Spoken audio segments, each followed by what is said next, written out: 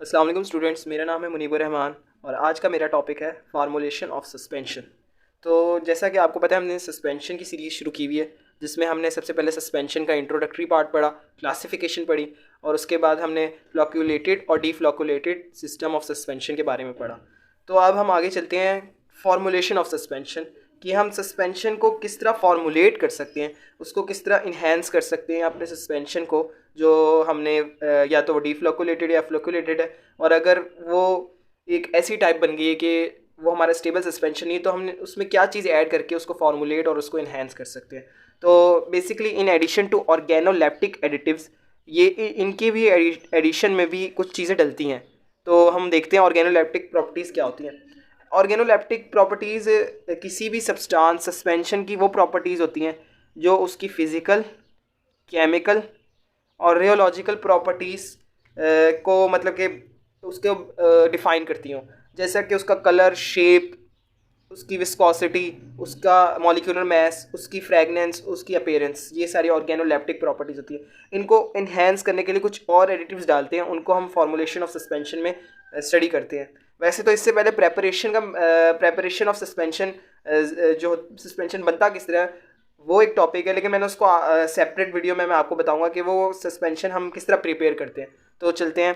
समझे, हमारा एक सस्पेंशन प्रिपेयर हो गया। अब प्रिपेयर सस्पेंशन के बाद उसमें क्या क्या चीज़ें डालें कि उसकी ऑर्गेनोलेप्टिक प्रॉपर्टीज़ को हम और इन्हेंस कर सकें और हम और अच्छा सस्पेंशन तैयार कर सकें। तो सबसे पहले हम डालेंगे सस्पेंडिंग एजेंट। सस्पेंडिंग एजेंट असल में थिकनिंग एजेंट होता है। ये अपने जो हमारे पास फेज़ और डिस्पर्स मीडियम, इनके दरमियान जो है ना थोड़ा सा थिकनेस क्रिएट करता है ताकि इनकी विस्कोसिटी इंक्रीज़ हो और सेडिमेंटेशन रेट जो है वो बिल्कुल कम हो जाए। ठीक है, विस्कोसिटी से सेडिमेंटेशन रेट कम हो जाता है और विस्कोसिटी फेज़ की, इंटरनल फेज़ की विस्कोसिटी को ज़्यादा करने से सेडिमेंटेशन रेट कम हो जाता है। Particle remain suspended. पार्टिकल ना ऐसे कंटेनर में अगर वो नीचे बैठ रहे थे तो वो नीचे नहीं बैठेंगे, वो इस तरह सस्पेंड रहेंगे, अपनी पोजीशन पे रहेंगे। हाँ, इसका एक नुकसान होता है कि ज़्यादा सस्पेंडिंग एजेंट यूज़ करने से या कुछ टाइप ऐसी हैं उनको यूज़ करने से पार्टिकल ब्राउनियन मोशन शो नहीं करता, और अगर ब्राउनियन मोशन ज़ीरो हो गया तो फिर उसके अंदर एट्रैक्टिव फोर्स भी ज़ीरो हो जाती है, जिसकी वजह से हमारा सस्पेंशन रीशेक करने के बाद भी जो होता है ना वो वापस अपनी दोबारा हालत को रीगेन नहीं करता। तो ये सस्पेंडिंग एजेंट है। गम, एकेशिया इसकी काफ़ी अच्छी एग्जांपल है। मिथाइल सेलुलोज और hydroxy methyl cellulose, basically cellulose की डेरिवेटिव ज़्यादातर जो होते हैं ना वो फॉर्मुलेशन और सस्पेंशन में यूज़ होते हैं। तो हम आगे वेटिंग एजेंट की बात करते हैं। Waiting agent surface active agent होते हैं। जो सरफेस एक्टिव एजेंट होगा ना वो हमेशा जो सरफेस है ना, सरफेस फ्री एनर्जी उसको जो है ना वो ज़्यादा कर देगा, सरफेस फ्री एनर्जी को ज़्यादा करेगा सरफेस एक्टिव एजेंट। ठीक है, तो सरफेस एक्टिव एजेंट जब सरफेस फ्री एनर्जी को ज़्यादा करेगा तो ऑब्वियसली बात है हमारे जो पार्टिकल्स हैं उनका साइज़ थोड़ा छोटा हो जाएगा, क्योंकि सरफेस फ्री एनर्जी हमने ज़्यादा कर दी है। और जब पार्टिकल साइज़ छोटा होगा तो increase affinity towards external face. जो उनकी एफिनिटी है, जो लायोनेस है ना, लायोनेस कहते हैं सॉल्वेंट लविंग। लायो की मैंने पहले कोलाइड्स में भी बात की। जो लायोनेस ऑफ डिस्पर्स फेज है ना वो डिस्पर्स मीडियम की तरफ थोड़ा ज़्यादा हो जाएगा। मतलब कि वो अगर वाटर है हमारा और अगर फॉर एग्जांपल सैंड है तो सैंड वाटर के साथ कंपोजिट रहेगा, अपनी बॉन्डिंग प्रॉपर रखेगा। रिमूव एयर फिल्म को कम कर कर उसका साइज छोटा कर देगा एक्सटर्नल इंटरनल फेस के दरमियान। ये वेटिंग एजेंट का काम है। बेसिकली वेट मीडियम प्रोवाइड करते हैं ताकि वो अगर सस्पेंडिंग एजेंट सस्पेंडेड रख रहा है तो वेटिंग एजेंट उनको स्टेबल रखेगा उस जगह पर। सर्फेक्टेंट्स लिपोफिलिक और हाइड्रोफिलिक पार्ट होता है, आपको पता है।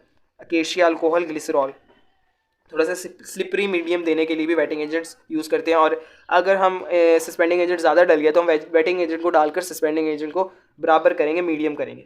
अब अगला है डिस्पर्सिंग एजेंट। अच्छा, कुछ कुछ कंडीशंस में हम अपना जो सस्पेंशन बना तो लेते हैं लेकिन वो सही तरह से डिस्ट्रीब्यूट नहीं हुआ था। उसका जो इंटरनल फेज है उसकी डिस्ट्रीब्यूशन इरेगुलर होती है। जो यूनिफॉर्म डिस्ट्रीब्यूशन चाहिए सस्पेंशन के लिए वो डिस्पर्सिंग एजेंट देता है। Use for deflocculated suspension. Deflocculated suspension जो हमें पता है उसमें पार्टिकल का साइज़ बहुत छोटा होता है और वो बहुत दूर दूर होते हैं। ठीक है, और वो काफ़ी देर बाद जब सेडिमेंट होते हैं तो बहुत करीब आ जाते हैं और हार्ड केक बना देते हैं। तो एकदम से इतनी दूरी और एकदम से इतना करीब होना ये सस्पेंशन के लिए अच्छा नहीं है। तो ये बिल्कुल यूनिफॉर्म डिस्ट्रीब्यूशन देता है डीफ्लोकुलेट सस्पेंशन के लिए। इसकी एग्जांपल है सर्फेक्टेंट्स। और इसके आगे हम पढ़ते हैं चौथा पार्ट, फ्लोकुलेटिंग एजेंट, फ्लोकुलेट बनाना आपको पता है, पार्टिकल्स का एग्रीगेट करना बाय लूज बॉन्डिंग, तो ये हमें फ्लोकुलेशन में हेल्प देता है। कंट्रोल्ड फ्लोकुलेशन में, कुछ सस्पेंशन के लिए हमें फ्लोकुलेशन चाहिए होती है, जिनको हमें मैंने आपको बताया था फ्लोकुलेटेड सस्पेंशन जो होते हैं वो लॉन्ग लास्टिंग यूज़ के लिए होते हैं। हमें लॉन्ग लास्टिंग बनाने के लिए फ्लोकुलेटेड एजेंट यूज़ करना पड़ता है ताकि पार्टिकल्स सॉफ्ट केक बनाए, तो सरफेक्टेंट, सेलुलोज, इलेक्ट्रोलाइट। ठीक है, अब एंटीऑक्सीडेंट, ये एंटीऑक्सीडेंट जो है ये एंटीऑक्सीडेंट, एंटी माइक्रोबियल प्रिजर्वेटिव्स और जो मतलब कि एंटी फंगल, इस तरह की जितनी भी चीज़ें ये सस्पेंशन को प्रिजर्व रखने के लिए यूज़ होती हैं, तो ये हम पढ़ते हैं अभी। तो हम पढ़ते हैं एंटीऑक्सीडेंट्स।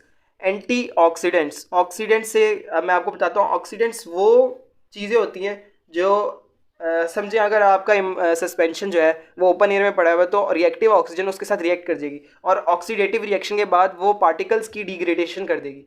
अब डिग्रेडेशन के बाद पार्टिकल्स का साइज चेंज हो सकता है, शेप चेंज हो सकती है, उनकी माइक्रोमेरिटिक्स अलग हो जाती है, तो उसकी वजह से सस्पेंशन अनस्टेबल हो जाता है। तो एंटीऑक्सीडेंट्स डालने की वजह से ऑक्सीडेटिव रिएक्शन ना होने के बराबर होते हैं और इसकी वजह से हमारी स्टेबिलिटी सस्पेंशन की इंक्रीज हो जाती है। एस्कॉर्बिक एसिड और टोकोफेरॉल, ज़्यादातर विटामिन सी और विटामिन ई यूज़ होते हैं, विटामिन ई जो हमने सिंथेसिस किए होते हैं वो वाले।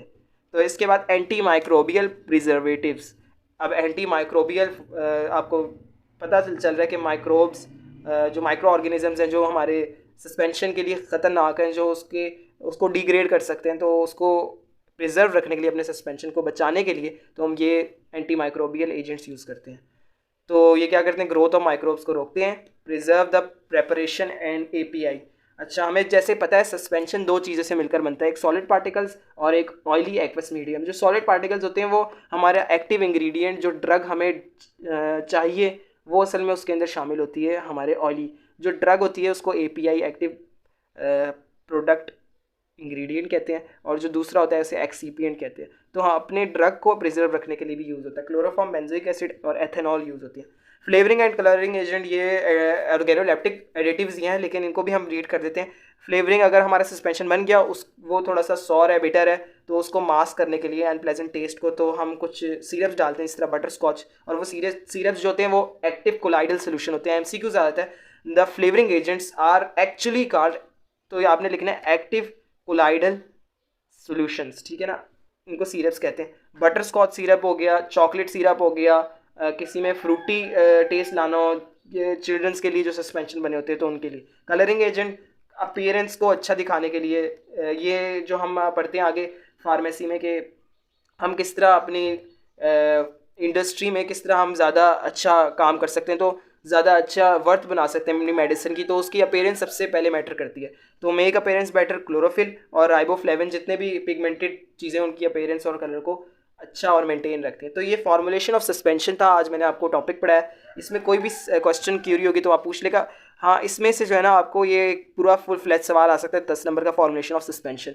तो ये आपने पॉइंट्स याद रखने हैं और इसमें आपने ऐड करते जाने चीज़ें, और डायग्राम भी बना लें और एग्जाम्पल आप इधर से देख लें, मैंने इधर कोट की हुई है।